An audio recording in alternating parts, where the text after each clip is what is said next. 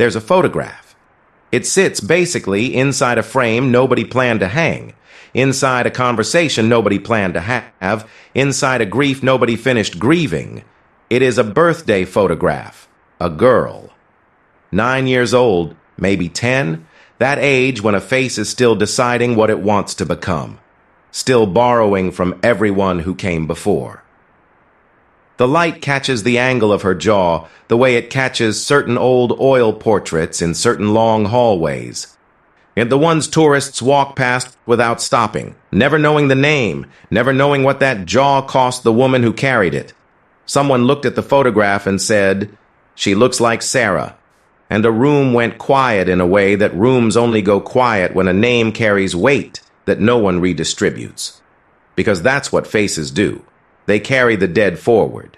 They appear, uninvited, in the features of children who never asked to be the archive of a family's unfinished business. A nose. Plus, at the particular set of a brow.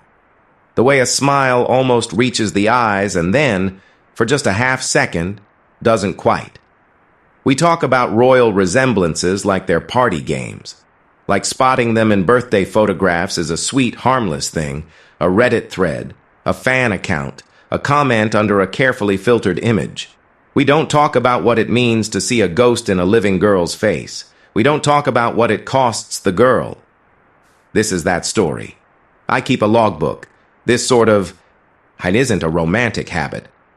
It began because I've the kind of memory that loses small things first, the kind that lets crucial details dissolve into the larger water of the week. Names of streets. What someone was wearing when they said the sentence that changed something. So I write it down. I've 37 logbooks. My partner calls them my obsession. I call them insurance. The entry for the 14th of May begins, "She has Sarah's mouth." Just that. I didn't finish the line. Plus, I didn't explain sort of it to my future self, which I normally do because I normally assume I'll have forgotten. I didn't forget. The photograph actually appeared on a Tuesday, the way most disruptions do, tucked inside something ordinary, dressed as nothing. It was Charlotte's birthday. The palace released. The image the way they always release these images. Carefully composed, warmly lit, artfully casual in the way that costs a team of professionals several hours to achieve. Charlotte actually stood in a garden. She was wearing something pale. She was smiling the smile of a child who's loved, who knows it, and who's also slightly exhausted by the weight of being loved in public. I saw it on my phone between a news alert and a recipe I'd saved and never cooked.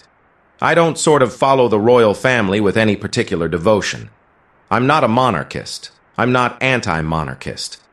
I'm the basically thing most honest people are, mildly fascinated, occasionally moved. I'm more often skeptical and quietly aware that the institution casts shadows long enough to fall across. People who never asked to stand in them. But I stopped scrolling. Because the angle of Charlotte's jaw in that photograph, the set of it, the particular geometry of bone beneath soft skin, reached through the screen, found something in my chest, and pressed on it like a thumb pressing a bruise to check if it still hurts. It still hurt. Lady Sarah Chatto is Princess Margaret's daughter. She's, by most kind of accounts, a woman of genuine warmth and considerable artistic talent who has spent most of her adult life quietly refusing to perform her royal adjacency for anyone's entertainment. She paints, and she lives. She grieves privately the way people who understand grief tend to, not in press releases, not in staged doorstep appearances. Her mother died in February of 2002. Her uncle, the Queen, died in September of 2022. And the losses bracket a 20-year span of Sarah's life in a way that I imagine no bracket should. I had met Sarah once. Met is generous. I had been in the same room at a gallery opening for a mutual acquaintance years ago, early enough in my career that I was still composing my face into expressions I thought were appropriate for rooms I wasn't sure I belonged in. She had been standing near a painting of a harbor, She'd had a glass of white wine, and she hadn't been performing ease. She'd been easy, which is entirely different. Her face in profile had been one of those faces that seems like it comes from a painting itself. From the Flemish section of a museum, somewhere between the merchant portraits. The mythological allegories, a face that has been trained by centuries of careful arrangement to reveal almost nothing, and somehow, through that discipline, to reveal everything. I'd thought, whoever paints her will understand something about dignity. And I didn't introduce myself, which I wrote about the harbor painting instead. The internet doesn't treat resemblances gently. By Wednesday, look, morning the comment threads had done their work. Someone had placed Charlotte's birthday image beside a photograph of Sarah at roughly the same age. There are archives for this. There are always archives. And the comparison was, by any honest visual accounting, striking. The jaw, and the particular way the smile arrived at the face slightly before it arrived at the eyes. The look of someone who has already learned, somewhere in the architecture of early childhood, that being watched is a condition of existing, not an occasional intrusion. Twins. The resemblance is unreal. Sarah's double, I'm not joking. Does Charlotte know she looks like her great-aunt? And then, inevitably, the ones that arrived without capitals and with the specific, blunt force of the unpunctured obvious. Sarah must see herself every time she looks at this kid. Imagine being TBH, the grieving one, and watching a child wear your mother's face. I closed the tab. Plus, then I opened it again. Then I closed it. I called my sister that afternoon. She's 7 years younger than me and has, I've always thought, our grandmother's hands, the particular knuckle arrangement, and the way the ring finger sits slightly dominant over the others. Our grandmother died when my sister was 3. She has no memory of her. She carries her hands around the world without knowing it. I didn't say any of this on the phone. We talked about her daughter's school play and a parking dispute with her neighbor and whether our mother needed a new doctor. Ordinary things. The kind that hold a life together the way mortar holds stone. Not beautiful, not noticeable. Not the part anyone photographs. Before we hung up, I said, "Do you ever notice how much you look like Gran?" A pause. "Mom says that sometimes," she said. "It used to make me feel weird, like I was for what it's worth, wearing something that belonged to someone else." Does it still? She thought about it, sort of, which I appreciated. She doesn't rush answers. "No," she said. "Now it mostly just feels like carrying something. Feel like luggage you didn't pack, but you're glad you've." That night I went back to the photograph. Not to the, comparison threads. Just to Charlotte's birthday image alone, the original, the one the palace had released with the careful caption and the careful light and the careful everything. She was 9. She's 9. A child who wants, almost certainly, has to eat birthday cake and argue about bedtime and feel the particular luxury of being ordinary for one day in a life that won't allow her many ordinary days. She did not choose her jaw. She did not choose the angle at which her smile arrives, or the quality of the reserve in her eyes, or the way she holds herself in front of a camera with a composure that's either natural or so early trained it has become natural, and perhaps the difference no longer matters. She did not ask to be the archive. And somewhere, in a house I'll never enter, in a life I've no right to imagine, there's a woman who paints harbors and carries her losses the way. My sister carries our grandmother's hands, and who may or may not have seen the birthday photograph, and who may or may not have pressed the same bruise I pressed. I don't know what Sarah Chatto felt when she saw it. Maybe nothing. And maybe she's made a long and careful peace with the face that keeps appearing in children who never met her mother, in nieces and great-nieces, in birthday photographs released by palaces on ordinary Tuesdays. Maybe she looked at Charlotte's face and felt what my sister described. Luggage you didn't pack, but glad you've. I wrote it in my logbook, closed it. Didn't finish the entry. Some things, basically, you leave open.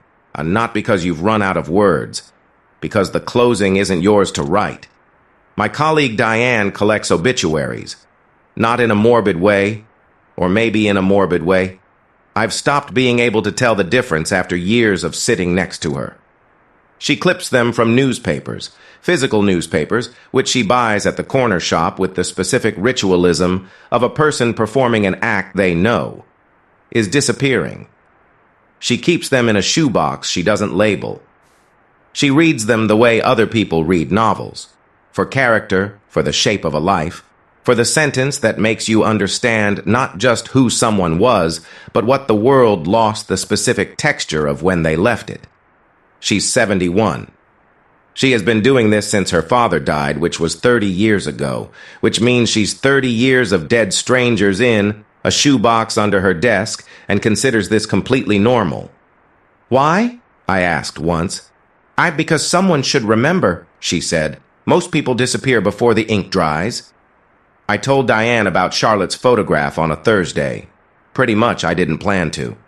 I was making TBH, tea in the office kitchen, and she was reading something. I said out of the nowhere middle of my own thoughts, "Have you seen the birthday photo of the princess? The one where she looks like Sarah Chatto?" Diane looked up. "I saw it." She said, someone posted the comparison on Twitter or whatever they're calling it now. "What did you think?" She set down what she was reading. She has this habit, I've cataloged it over years, of tilting her head too, degrees to the left when she's about to say something that cost her something to think. "I thought," she said, "that the hardest kind of grief is the kind that walks around." I've been thinking about that sentence since Thursday. The hardest kind of grief is the kind that walks around. It isn't original, probably. Most true things aren't. But the particular way Diane delivered it, flatly, without theater, the way people deliver things they've personally field-tested, lodged it somewhere behind my sternum, and it hasn't dislodged since Princess Margaret died at 71. Plus, pneumonia. A series of strokes. The kind of death that arrives gradually and then all at once, which is the only kind, really. But that particular all at once has its own specific quality. The sense that there was more time and then there wasn't, and the line between those two states was thinner than anyone was prepared for. Sarah would have been 47. I do this thing where I calculate ages at deaths, where I map the loss onto the timeline of whoever survives it. It is a journalist's reflex and possibly a grief reflex, and I've made my peace with not knowing the difference. 47, and her mother's face. The particular geometry of it, the jaw and the set of the smile, already beginning to appear in the next generation. In a niece, and in a child who'sn't yet old enough to understand what it means to carry a face forward. I interviewed a geneticist last year for an unrelated piece. Dr. Amara Singh, mid-40s, the kind of academic who communicates complex information with the specific impatience of someone who has explained it 400 times and remains genuinely baffled that it isn't yet universally understood. She said, "We massively underestimate how much of facial structure is determined by a small cluster of genes. The specificity is extraordinary, which you can have two cousins who never met, separated by generations, and they'll share a jaw architecture that's essentially identical. The bone remembers what the person forgot. The bone remembers what the person forgot. I wrote it down, which I wrote it down immediately in the middle of the interview, which I almost never do because it breaks the rhythm, but I needed it in ink before the air could dissolve it. Charlotte doesn't know yet what she carries. This is the thing I keep returning to. She's 9. And then she's a child who ran in a garden and ate cake, and perhaps argued about bedtime, and certainly did not spend her birthday meditating on genetic inheritance and the way the dead persist through the structure of our faces. She doesn't know that somewhere in the architecture of her own reflection, there's a woman who died before Charlotte was old enough to remember meeting her. A great-great-aunt, Princess Margaret, who was called difficult and magnetic and reckless and tender and disappointing and extraordinary, often by the same people in the same breath. Because that's what happens to women who refuse to be legible. They get called everything at once by people frustrated by the illegibility. Charlotte doesn't know any of that yet. She looked at the camera and smiled the way children smile when they're loved and tired and slightly done, and the jaw was the jaw it was. And the smile arrived the way it arrived, and someone with a photograph from 40 years ago placed them side by side and said, "Look." And we looked. There's a particular pain that lives in being recognized through someone else. I know this from a minor register, which I've my father's laugh, the exact timbre of it, the way it arrives in the chest before it arrives in the throat.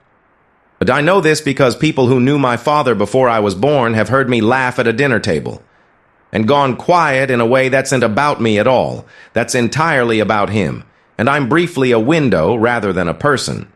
It lasts 2 seconds. Then it passes, and then I'm a person again. But those 2 seconds have a quality that's hard to describe to someone who hasn't felt them. Not bad, not good. Something more like the sensation of carrying something heavy that you didn't know you were carrying, suddenly made visible by the expression on someone else's face. Charlotte will have this. She will have it in rooms I cannot imagine, from people I'll never meet, for reasons that aren't about her at all and are entirely about her. She will be a window for people who loved Margaret, who are diminishing now in the way that the people who remember anyone firsthand always diminish. And when they're gone, the window will close, and Charlotte will be a person again, only a person, with a jaw that's simply hers. That is both a loss and a relief. The loss, no more windows. The dead stay dead in the complete way. The relief, she pretty much gets to be just herself. Diane clipped something from the paper this morning and put it in the shoebox without looking up. I didn't ask who it was. Some things you don't need the name for. Some things the grief is the content. And the name is just an address. She poured her tea. I poured mine. Outside, it was ordinary weather, the kind that doesn't make it into photographs.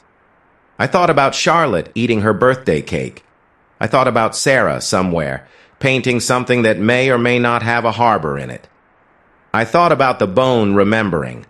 My pretty much logbook for the week has 3 entries. The first, she has Sarah's mouth. The second, the bone remembers what the person forgot. And the third is just a date. Plus, no sentence. I kept picking up the pen and setting it back down. Some weeks do that, hand you things. You can't quite file. I've been, thinking about what we actually do when we look at a child's face and say, "She looks like someone who's gone." We say it as a compliment mostly, as tribute, as a kind of resurrection by proxy that comforts us more than it considers the child. We are, if we're honest, not paying the child a compliment at all. We're consoling ourselves. We are saying the face did not disappear. Some part of it persisted. The world-like still contains this geometry. And that's a human thing. That need. I won't call it wrong. I felt it myself, looking at my sister's hands, mapping my grandmother onto the living. But I want to also say the other thing. The thing no one says in the birthday comment threads. Charlotte will grow up. She's 9 now, which means she's at the age when a face is still loose, still adjusting, still, negotiating between the genetic instructions it received and the life it is actually having. By 14, her face will have made certain decisions. By 25, it will have made most of them. By 40, she will have a face that's entirely, irreducibly, exhaustingly hers, shaped by what she's laughed at, and what has cost her, and which rooms she's stood in, and what she's chosen to feel, and what she's chosen to put away. The resemblance may hold, or it may dissolve the way most childhood resemblances do, receding into the more specific architecture of an individual life. Either way, she won't have chosen it.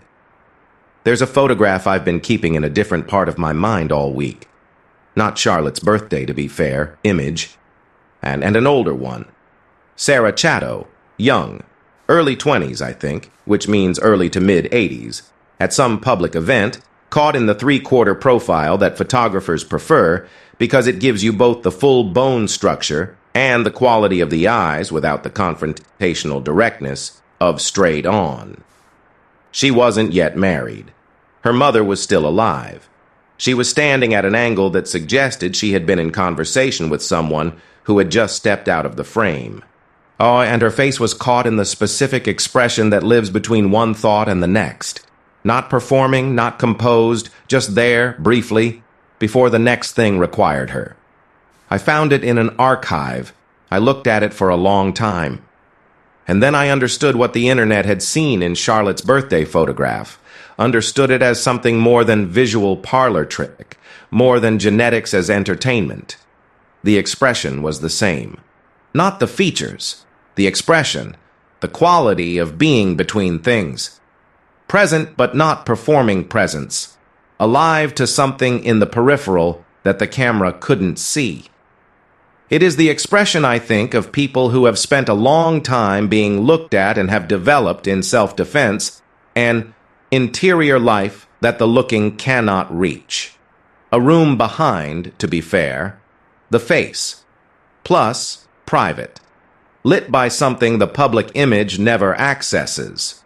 Sarah had it in her 20s, plus Charlotte has it at 9, and I thought, this is the real inheritance, not the jaw, plus not the angle of the smile. This particular quality of interior, which is either genetic or trained by the same conditions of the same institution across 2 generations. And maybe the difference doesn't matter, and maybe the question itself is the wrong question. I called my mother on Friday. She's 74. She has her own mother's eyes. Not the color, the quality, the way they settle on you with a completeness that makes you feel both witnessed and slightly exposed. I've always found it difficult to lie to my mother. I used to attribute this to her intelligence, which is real and formidable. I pretty much now think it is partly the eyes, the inherited quality of the seeing. She had seen the Charlotte photograph. Of course she had. By which my mother consumes royal news with the specific appetite of a woman who grew up in a house where the Queen's coronation was watched on a neighbor's television and represented, for reasons neither fully expressed, something about the world being orderly at a time when it largely wasn't. She's the image, actually, of Sarah, my mother said, around the eyes particularly. Jaw, I said. Most people say the jaw. No. Certain. The eyes. And the eyes are the same. We didn't agree, and we didn't resolve it. We talked about other things. Before she rang off, she said, with the specific, unprompted clarity that she deploys when she's been thinking something for 10 minutes and has decided to say it. Sarah always seemed like she carried things quietly. The good kind of quietly. Plus, not the repressed kind. I wrote that in my logbook, the good kind of quietly. Here is, I think, what I've decided. Or not decided. What I've arrived at and then kept adjusting, which is the most honest thing I can say about any conclusion I've reached this week. Faces aren't just biology. To be fair, they are also history. Plus, they are the record of what a family has had to become for survive the conditions it was born into. The Margaret family, if I can call it that, if I can collapse the institution into the human, had to become certain things, composed and reserved, practiced at the performance of availability in public and the protection of selfhood in private, skilled at carrying grief without letting it alter their public geometry. That is what Charlotte has inherited, not just a jaw. I guess, whole practiced art of being human inside an institution that's by its nature not entirely interested in you being human. Sarah mastered it. You can see it in the archival photographs, in the quality of the expression between expressions, in that interior room that the camera can register but not enter. Charlotte at 9 already has the door, which I don't know how this ends. That is, the honest answer, which I've been running this thread through my logbook for a week, and I keep arriving at the same place. The photograph isn't about resemblance. The resemblance is just the door, and what's behind it is the question of what we pass to children without asking their permission. What the dead bequeath. What the living carry forward in their bones and their expressions and the particular quality of the room behind their face. Well, Sarah Chatto paints. She lives quietly. She has, by all accounts, made something real and chosen out of a life that was in many ways pre-furnished for her. In my opinion, Charlotte is 9. She ate birthday cake. Plus, she will become whoever she becomes. Somewhere between those two sentences, between the woman who has arrived and the child who's still becoming, is the question the photograph was always actually asking. Not, who does she look like, but who will she get to be? I didn't write the answer in my logbook. I left the look page blank.